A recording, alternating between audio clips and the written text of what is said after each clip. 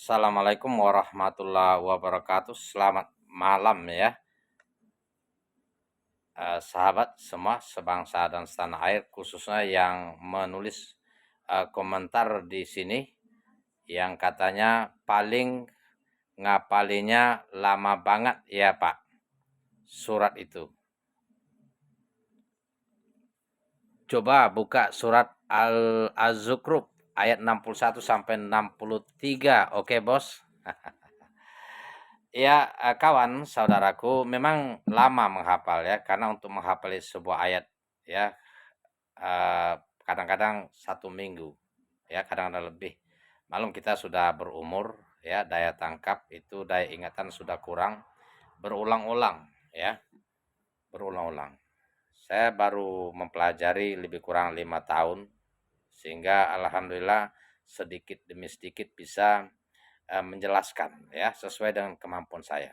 Allah SWT berfirman, la yukallifullahu nafsan illa wus'aha, bahwa Allah tidak membebani hamba ya melebihi kemampuannya. Laha maka sabat wa alaiha maktasabat. Akan tetapi kata Allah, setiap orang akan dinilai apa yang dia lakukan. Baik akan mendapatkan pahala yang baik. Buruk akan dibalas dengan keburukan. Itu ya saudaraku ya. Baik, beliau ini menyarankan coba buka surat Az-Zukhruf katanya. Ayat 61 sampai 63. Memangnya ada apa dengan surat Az-Zukhruf saudaraku ya? Saya akan menjelaskan ya.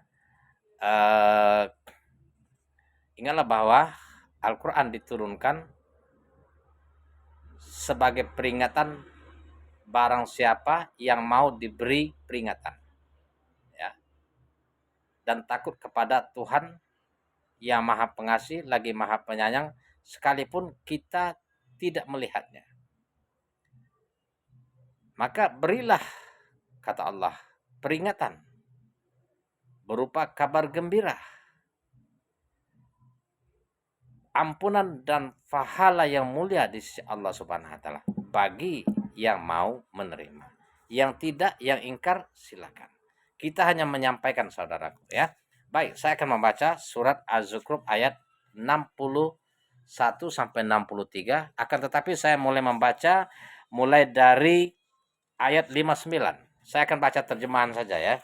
Karena saya tidak begitu lancar ya bahasa Arab atau Al-Qur'an, karena belajar semampunya ya, bukan saya dari pondok, saya bukan santriwati, bukan juga ustadz ya, tetapi berusaha melibatkan diri dalam rangka syiar agama Islam.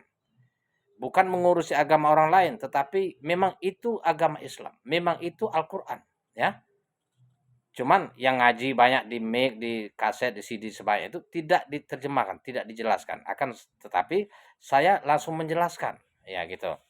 Baik, surat Az-Zukhruf ayat 59. Dengarkan biar paham ya. Dia dalam kurung Isa tidak lain hanyalah seorang hamba yang kami berikan nikmat kenabian kepadanya.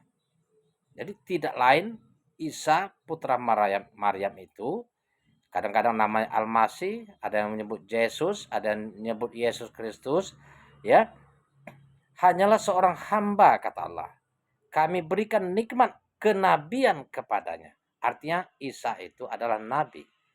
Sekalipun mujizatnya luar biasa, itu dari Allah untuk menunjukkan kenabiannya atas izin Allah. Kalau tidak Allah berikan, tidak.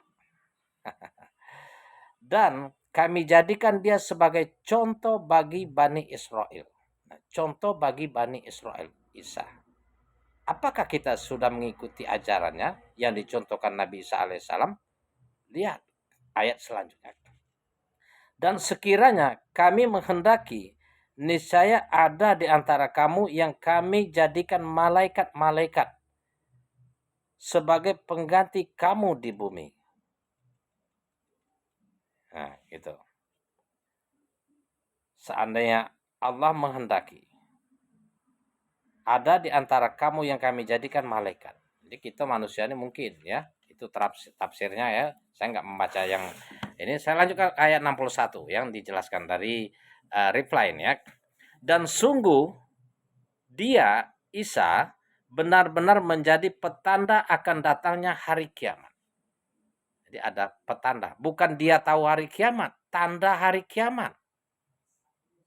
Harus dipahami ya. Jangan langsung hari kiamat Nabi Isa tahu gitu.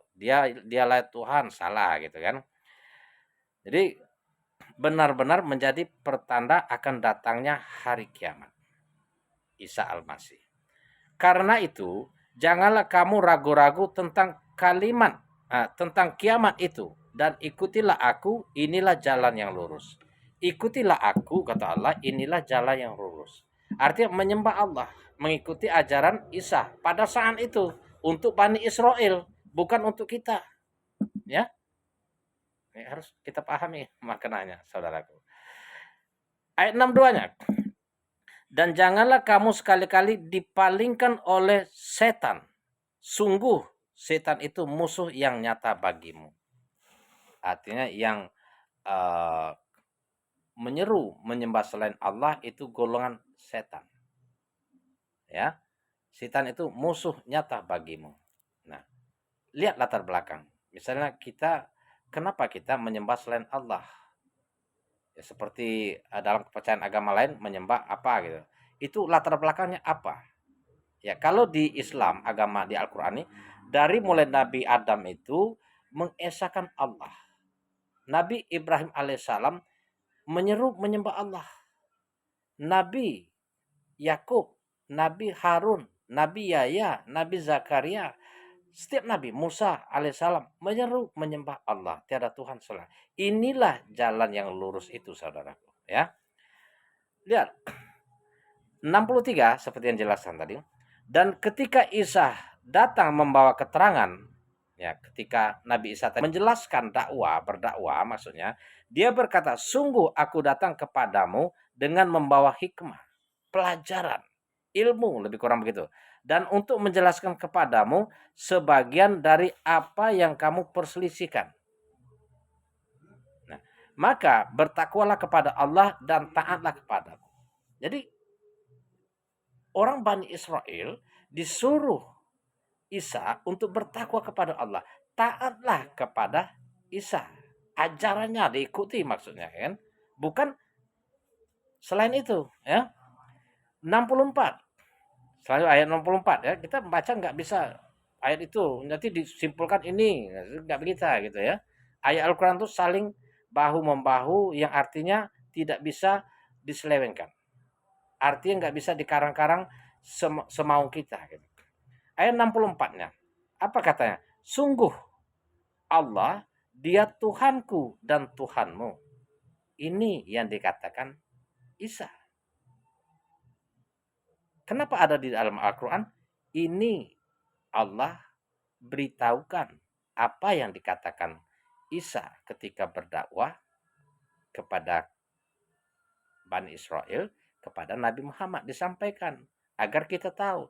Nah, kalau enggak itu dari mana Nabi Muhammad tahu berapa abad ya, dari 1 Masehi sampai ke 7 Masehi, jarak ya temponya antara Nabi Isa dengan Nabi Muhammad. Kan nggak mungkin tahu.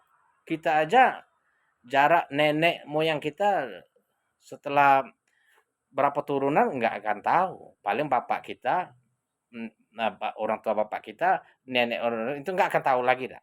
Ya. Banyak kadang-kadang orang nggak tahu siapa nama bapaknya, ada gitu kan.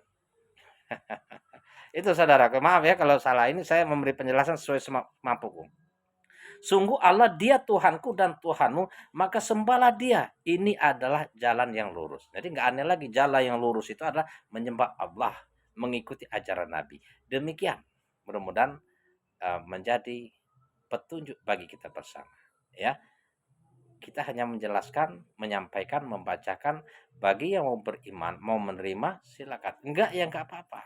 Ya, yang kita lihat, kata Allah, bukan hasil yang dinilai oleh Allah, tetapi usaha. Ya, lihat Nabi Samson itu seumur hidup dia berdakwah nggak ada pengikut. Nabi Nuh berapa